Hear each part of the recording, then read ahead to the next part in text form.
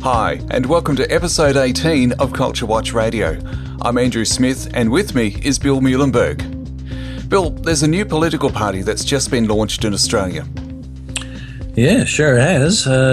Not sure what the grand total number is, but quite a few smaller parties come and go. In this case, hopefully it'll last and it'll do some good. It's called the Australian Liberty Alliance.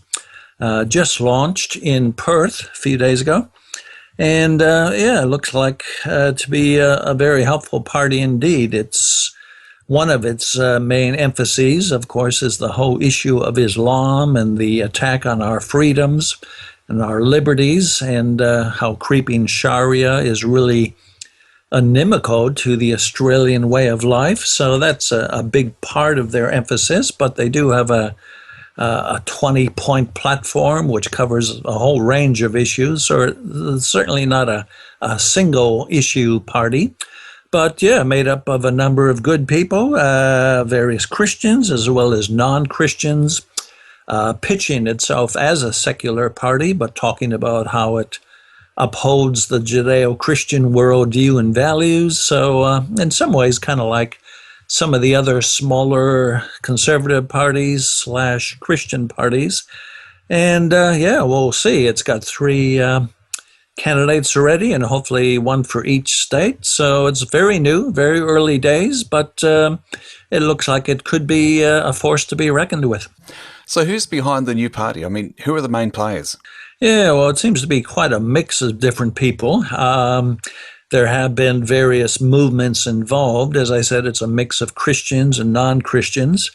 Some of the Islam critical movements, such as the Q Society, has been involved to some extent. So there's some overlap there with the players in that group and the new party.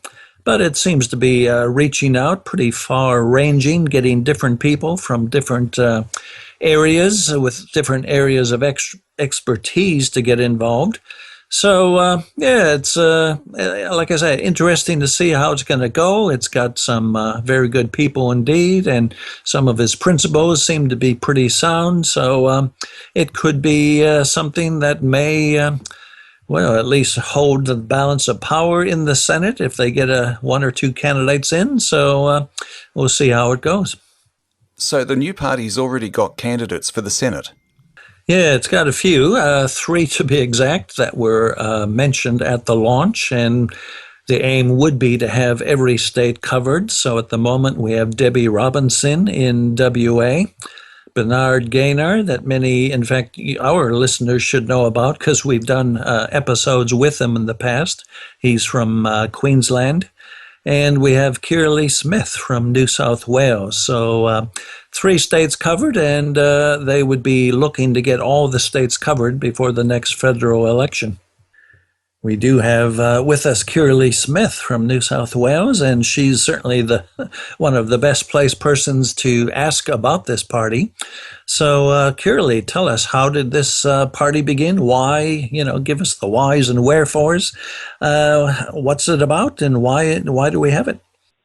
Well, the party's come about because we've realised that lobbying the government and writing letters and emails and organising certain campaigns was only effective to a point. And basically, the major parties are not addressing the issue of Islam in this nation honestly or with integrity, and so we've decided to form this party. Our major platform is about having an integrated, multi-ethnic society based on Western values and individual liberty, but we also have 19 other policies that we think are important for the advancement of Australia. Now, why is it that Islam seems to be taking all the focus at the moment? Well, Islam, we believe, is divisive in its very nature. And like we said, we have a fantastic and very successful multi-ethnic society where people choose to integrate. Even the ALA, the Australian Liberty Alliance itself, is made up of members and supporters from many different nationalities and many different belief systems in life. We're harmonious, we have unity, and it's just a great environment. However, Islam, especially in recent years, has become incredibly divisive in this nation, and the real issues need to be addressed. Instead of being called names such as racist or bigot or fascist or Islamophobe, we need to move beyond that point now of name calling and actually have genuine and real discussions about the concerning aspects of the Quran and the example of Muhammad's life that is causing extremists to behave in ways that are just unacceptable in our beautiful country. So you've been looking to, in what you say, to go beyond just attacking the messenger. Absolutely. The time's, it's over. That's finished. Mainstream Australians have had enough. They can see through the rhetoric of the government of the day, who is refusing to label the extremists for what they are. And they seem really surprised that there are Muslims who actually act upon or take the Quran literally. And that's the issue. We need to look at nobody, either in the Islamic community or in the wider community, the police, no one seems to know who's going to be the next extremist, who's going to be the next terrorist. But if we look at what underlies Islam, then we will find some of those answers. And we, as I said, just have to have an open, honest, vigorous discussion. In this country, it's more than acceptable to criticise, analyse Christianity, Catholicism, Nazism, communism. We must now add Islam to that mix and really get into the nitty-gritties of it. Bill, what other areas does this new party go into with their policy? Yeah, it covers most of the basic areas that any party would have to. So it looks at things like the role of government and the need for smaller government, for example. It does have some family policies. It has policies about the life issues like abortion and euthanasia. So it's certainly looking to cover the bases here on various aspects. And as we say, not really just a one-issue party. As you noted at the beginning, we've already got a number of smaller conservative parties. Do we really need another one? Well, that is a good question in terms of strategy and effectiveness. And you get answers both ways. You get people from both sides of the camp on this one. Some argue that indeed we have far too many small conservative parties, Christian parties, and all that we get is a further, diminution of the vote. The slice of pie, if you will, can only go so far. And you have more and more parties, well, then you get less and less a slice of that piece of pie. So, I mean, there's only so many voters, I suppose, in Australia who would share these values. So that's one way of looking at it.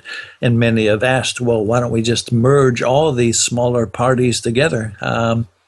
It may be a good idea, whether it's workable or possible. But another way to look at all this is to say, well, maybe the more the merrier. The more parties that are parties we're happy with that are on the scene, well, the more options we have, the more diversity.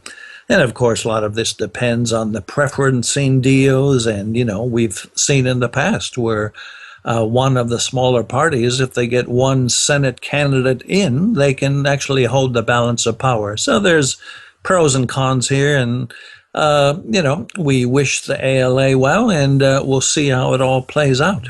And I dare say the more parties, the more opportunities there is for success. So, Bill, what do you see its prospects here for the future?